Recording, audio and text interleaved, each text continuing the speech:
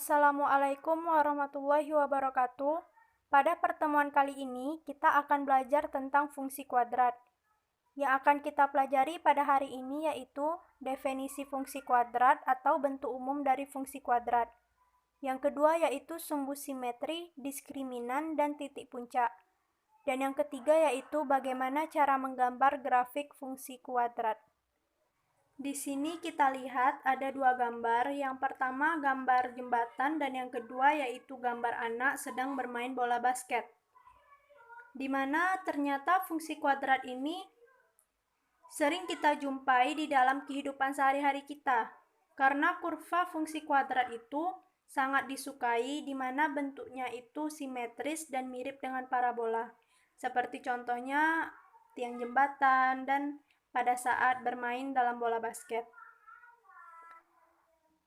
Nah, yang pertama bentuk umum fungsi kuadrat.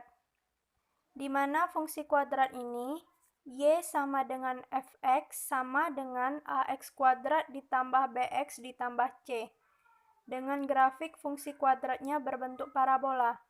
Di sini bisa dilihat di gambar, jika kurvanya terbuka ke atas seperti huruf U, itu artinya A itu lebih dari 0. A-nya lebih dari 0.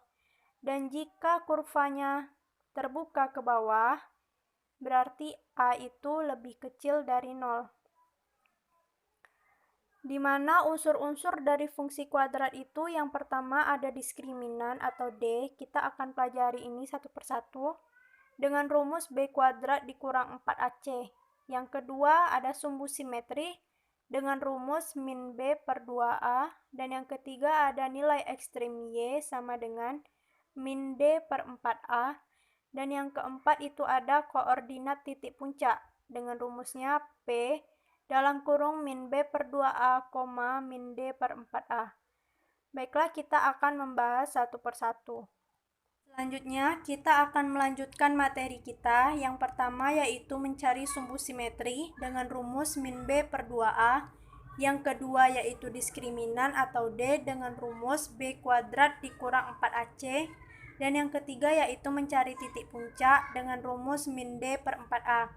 Di mana mencari titik puncak ini kita harus mencari diskriminan terlebih dahulu. Kita akan masuk materi sumbu simetri, di mana rumusnya tadi yaitu min B per 2A. Sini ada contoh fx sama dengan x kuadrat ditambah 6x ditambah 5. Di mana yang kita tahu A-nya 1, B-nya 6, dan C-nya 5. Kita masukkan ke dalam rumus min B per 2A. Min-nya tetap, kita lihat B 6. 6 per 2A, 2 dikali 1, sehingga min 6 per 2 sama dengan min 3. Jadi sumbu simetrinya adalah min 3. Selanjutnya kita akan membahas tentang diskriminan. Jadi sebelum kita melanjutkan materi titik puncak, kita harus mencari tahu dulu diskriminannya, karena di dalam rumus titik puncak itu ada min D per 4A. Seperti ini, min D per 4A.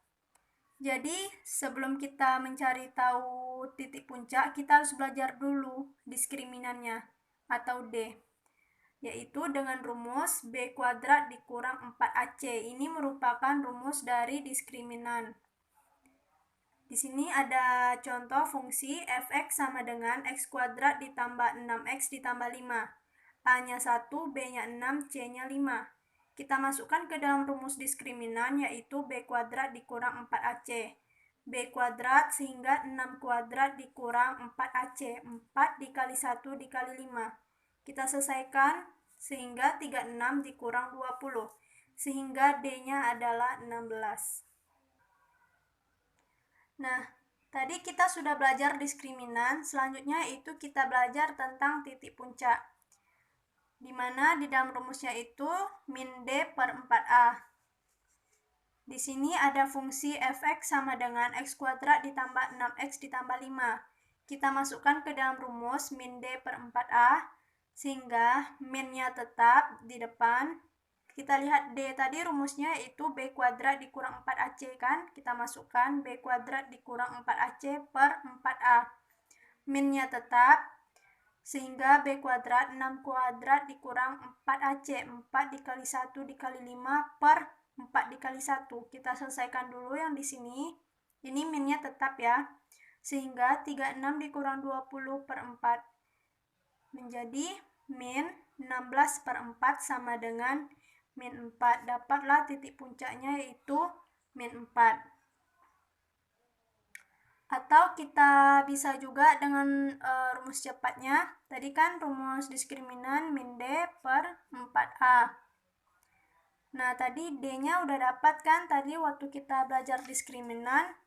Ini D-nya sama dengan 16. Jadi tinggal kita masukkan aja menjadi min. Minnya tetap, D-nya tadi 16 per 4A. 4 dikali 1.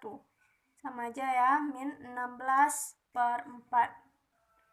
Dapatlah hasilnya min 4. Ini merupakan cara cepatnya. Tapi kita juga harus cari tahu dulu diskriminannya.